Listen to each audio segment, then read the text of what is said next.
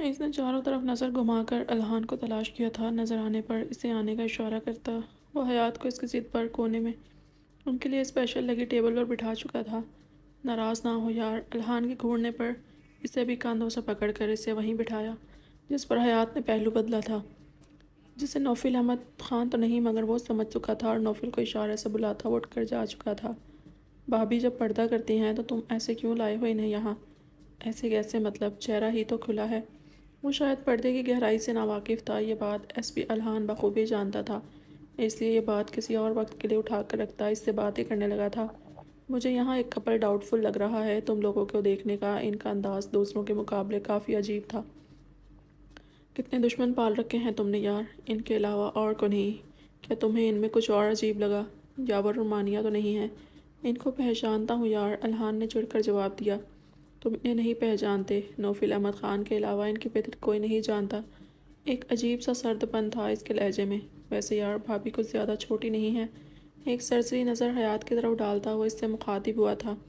20 سال کی ہیں محترمہ، حد درجہ عمر چور اور بچوں جیسی معصوم، بالکل کورے کاغذ جیسی شفاف، جو دل میں وہی زبان پر۔ ایک فخر سا تھا جسے الہان نے صاف محسوس کیا تھا، اور اسی لیے اتنے رومانٹک انداز میں انٹری کی، کیونکہ جناب اپنی معصوم بیوی سے دور نہیں رہ سکے۔ الہان کی بات پر وہ بے ساختہ ہنسا تھا۔ رومانٹک نہیں تھا میرے بھائی، بیوی کو قابو کر کے لایا گیا تھا۔ میڈم جتنی نازک نظر آتی ہیں، کسی میزائل سے کم نہیں، گھر سے یہاں تک دھمکاتی اور ڈراتی ہوئی آئی ہیں۔ اب واپس جاؤ ان کے پاس، عورتیں دیکھو کس طرح ان پر لٹو ہو رہی ہیں، اور مردوں کا حال بھی کچھ کم نہیں۔ الہان کی بات پر وہ اس کی طرف مڑا تھا جہاں حیات عورتوں اور مردوں میں گھری حد درجہ بوکھلائی ہوئی تھی۔ خوف اس کے جلدی رونے کا پتہ دے رہا تھا۔ او نو، تم یار اس کپل کا پتہ کرو، مجھے ان دونوں کمینوں پر ہی ڈاؤٹ ہے۔ خفیہ سیکیورٹی لگائی ہے مگر پھر بھی مصیبت بول کر نہیں آتی۔ میں ذرا بیوی کو دیکھ لوں، نہیں تو پھر مجھے یہاں ایک پل بھی رکنے نہیں دے گی۔ صحیح ہے، عشق تمہیں نکما کر رہا ہے میرے بھائی، اور تمہیں کر چکا ہے۔ الہان کے مذاق کو اسی کو لوٹاتا وہ حیات کی طرف بڑھ گیا تھا۔ پتہ نہیں تم کیا ہو نوفل احمد خان، ہر چیز کی خبر تمہیں پتہ نہیں کیسے ہو جاتی ہے۔ مجال ہے جو میں کوئی راز رکھ لوں؟ خود سے بڑبڑاتا وہ یاور اور مانیہ کی تلاش میں نکل چکا تھا۔ نوفل کی طرح اب وہ بھی مشکوک ہو رہا تھا۔ اب چلیں، بہت بے پردگی ہو رہی ہے یہاں، پلیز، مجھے نہیں اچھا لگ رہا ہے۔ سب بہت گندے طریقے سے دیکھ رہے ہیں، اور سوال بھی کہ اب وہ اگلی سانس نہیں لے پائے گا۔ بہت عجیب کر رہے ہیں، پلیز گھر چلیں۔ بڑی مشکل سے وہ لوگوں میں گھری حیات کو نکال کر لایا تھا جس کا رونا پھر سے شروع ہو چکا تھا۔ بی بی کھانا کھا کر نکلتے ہیں، اوکے؟ اس کا گال تھپ تھپاتا وہ اسے ریلیکس کر رہا تھا۔ نہیں، میں نہیں کھاؤں گی یہاں کھانا، آپ جلدی سے کھا لیں پھر چلیں یہاں سے۔ کیا واقعی بیوی تم یہاں اتنی انکمفرٹیبل ہو؟ جس طرح لوگ ہمارے لیے ایکسائٹڈ تھے، اب وہ اتنے ہی مایوس ہوئے ہیں ہم سے۔ وہ اس کے اتنے گریز پر پریشان ہو رہا تھا۔ یہ جگہ بھی گندی ہے، یہاں گناہ کو گناہ سمجھ ہی نہیں رہے یہ لوگ، کپڑے بھی گندے پہنے ہیں۔ اللہ ایسے لوگوں کی طرف نہیں دیکھتا۔ جہنم ان کا ٹھکانہ ہے، آپ ایسی دنیا میں کیوں رہتے ہیں کہ آپ کو ڈر نہیں لگتا؟ اب وہ اس کے سامنے کھول کر اعتراض بیان کر رہی تھی۔ میں یہ فیلڈ نہیں چھوڑوں گا بیوی، تمہیں اب ایسے ہی رہنا ہوگا۔ پتہ نہیں کیا سوچتا ہوا وہ اسے باور کروا رہا تھا۔ نہیں، میں آپ کے ساتھ نہیں رہوں گی اور نہ کہیں جاؤں گی۔ کل پاپا آئیں گے تو ہمیشہ کے لیے ان کے ساتھ جاؤں گی۔ آپ بہت بڑے گناہ کی دنیا میں ہیں۔ پتہ نہیں وہ کس دھن میں تھی جو نوفل احمد کے بدلتے تاثرات کو محسوس ہی نہیں کر پائی تھی۔ رہنا تو تمہیں میرے ساتھ ہی ہے بیوی، تم چاہو یا نہ چاہو، تم نوفل احمد خان کی ملکیت ہو، تمہیں اس کے سوا کسی اور کا ہونا ہی نہیں ہے۔ یہ بات کبھی نہیں بھولنا۔ تھوڑی دیر پہلے کی نرمی اب غائب تھی۔ بازو سے پکڑے اپنے بالکل قریب کیے، اس کی آنکھوں میں دیکھتا وہ اسے گھور رہا تھا، اور اس کی یہ شدت کسی اور کو انگاروں پر لٹا گئی تھی۔ اس کی آنکھوں میں پلتی حیات کے لیے دیوانگی کسی کے اندر کی آگ کو بھڑکا گئی تھی، جو پتہ نہیں کسے جلا کر خاکسار کرتی۔ اس سے پہلے اس کی شدت سے وہ رو پڑتی، کسی نے نوفل احمد خان کو بلایا تھا، جہاں پروڈیوسر کے ساتھ دوسری بڑی ہستیاں شدت سے اس کی منتظر تھیں۔ وہ اس کو آزاد کرتا ان کی طرف بڑھا تھا جب حیات اس کے پاس ہاتھ سختی سے پکڑ کر اسے حیران کر گئی تھی۔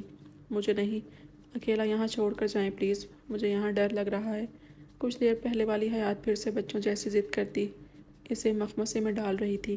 ڈونٹ وری بیوی، تم وہاں اچھا فیل نہیں کرو گی، اس لیے یہیں ویٹ کرو، میں بس 5 منٹ میں واپس آتا ہوں، گھر جا کر ہی کھانا کھائیں گے۔ ان لوگوں سے ملنا بہت ضروری ہے۔ اس کے ہاتھوں سے اپنے ہاتھ نرمی سے آزاد کرتا۔ وہ اس کے گالوں کو تھپ تھپاتا پروڈیوسر کی طرف چلا گیا، اور پہلی بار اسے اس طرح چھوڑ کر جانا اسے اچھا نہیں لگ رہا تھا۔ ایک انجان جذبے کے تحت اس نے سہمی گھبرائی حیات کی طرف پلٹ کر دیکھا تھا، جو ابھی بھی اس کی طرف دیکھ رہی تھی۔ اس سے بات کرتے 2 منٹ ہی ہوئے تھے جب الہان تیزی سے اس کی طرف آیا تھا اور ان لوگوں سے ایکسکیوز کرتا اپنی طرف کر گیا تھا۔ نوفل، یاور اور مانیہ ہی وہ کپل ہیں، اور ان کے ساتھ یہاں کے 2 ویٹر بھی ملے ہوئے ہیں۔ ایک کو تو میں نے پکڑ کر پتہ کر لیا۔ اس نے بتایا کہ تمہاری وہ ایڈٹ فوٹوز آج یہاں اسکرین پر پلے کرنے والا تھا۔ سب سیٹنگ ہو گئی تھی، مگر تمہاری انٹری پر اس کا پلان چینج ہو گیا، جو اسے بھی نہیں پتہ۔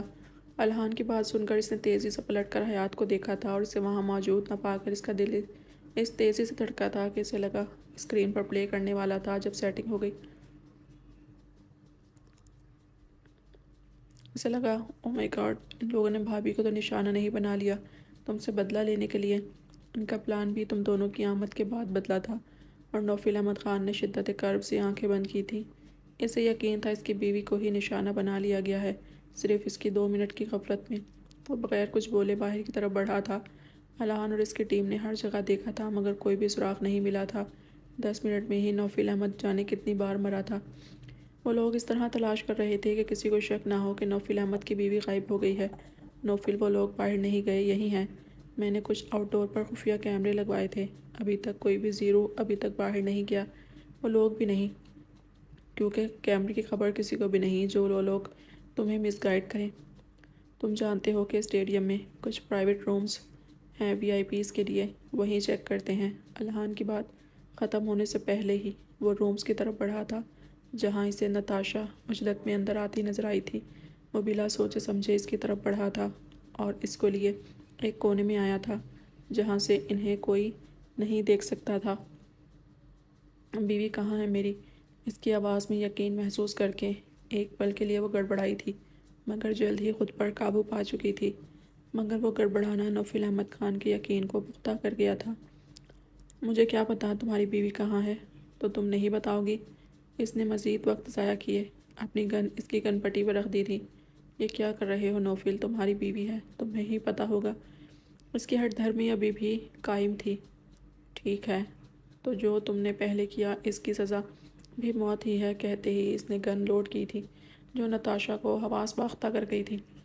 اگر تم میری بیوی کا پتہ بتا دیتی تو میں تمہاری جان نہیں لیتا۔ نہیں، میں بتاتی ہوں، تم جان سے نہیں مارنا مجھے۔ اس کے واقعی جان لینے کا ارادہ دیکھ کر وہ جلدی سے بولی تھی، مبادا وہ واقعی گولی نہ چلا دے۔ اس کی جارحیت سے خوب واقف تھی وہ۔ جلدی بولو۔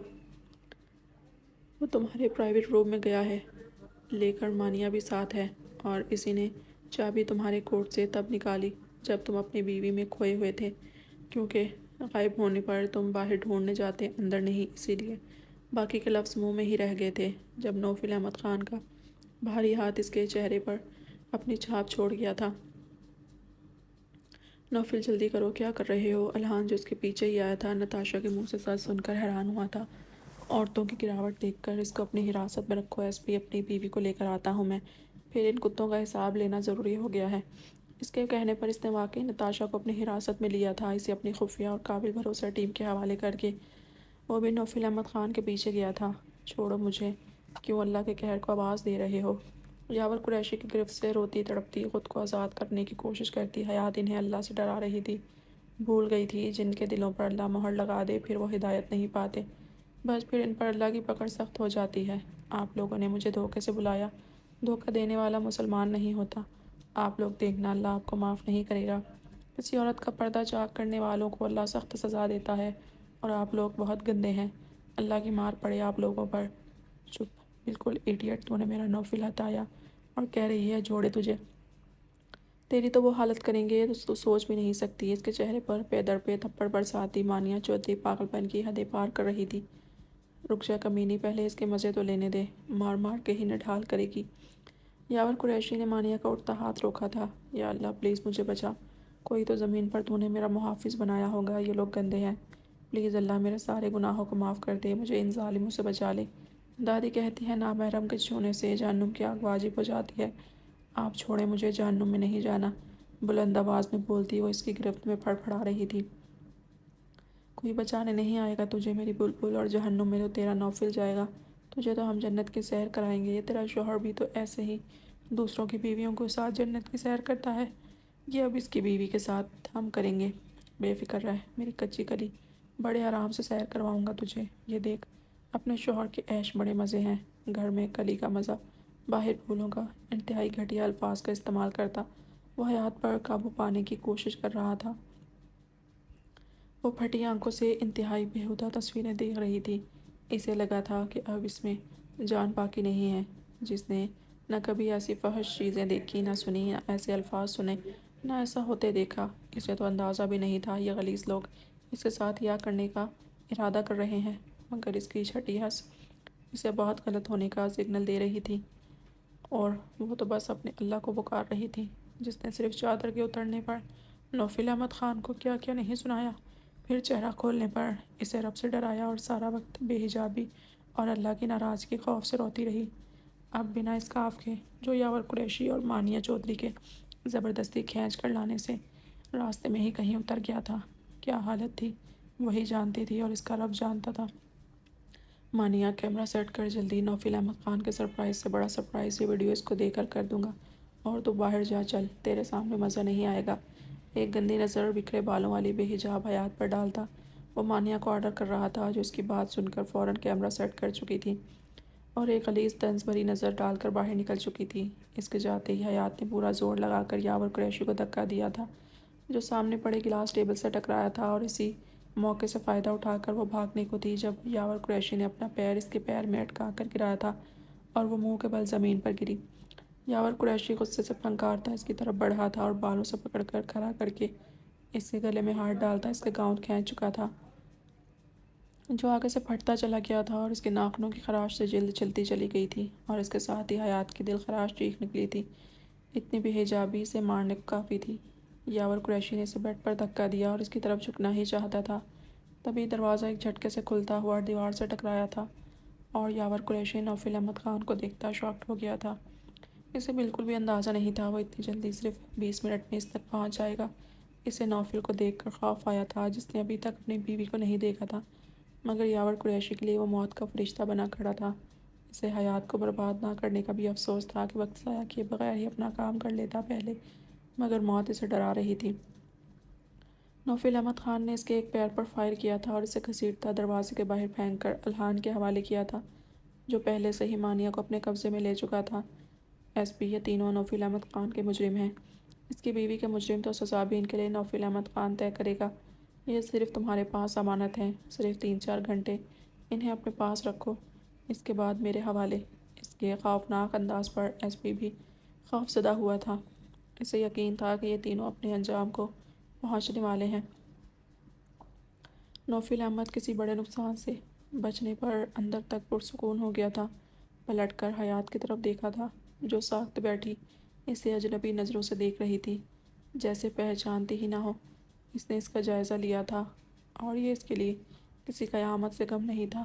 آج اس نے اس کے بازوں کو دیکھنے کی خواہش کی تھی، اور اس کا دل چاہا تھا خود کو شوٹ کر لے، ایسی خواہش پر جو اس انداز میں پوری ہوئی۔ بکھرے بال، تھپڑوں سے سوجا چہرہ، ہونٹ سے کنار سے نکلتے خون کی بوندیں، دائیں طرف گردن سے کندھے تک ناخن کے کھرچنے کے نشان، سامنے سے سینہ تک پھٹا ہوا گاؤن جو بیلٹ بندھے ہونے کی وجہ سے بچت ہو گئی تھی، ورنہ جو اس کی رعنائی کو بے حجاب کر رہا تھا۔ متضاد اس کا ایسا ساکت انداز جو کسی قیامت کے آنے کا پتہ دے، اور نوفل احمد خان کا دل چاہا تھا اپنا مرد ہونا بھول کر دھاڑے مارے۔ اس کی بیوی اس کی وجہ سے بے حجابی کے لیے داڑے مار مار کر روئے۔ بیوی اپنے ہی آواز کا بھیگا پن محسوس کر کے اس نے چہرہ دوسری طرف گھمایا تھا۔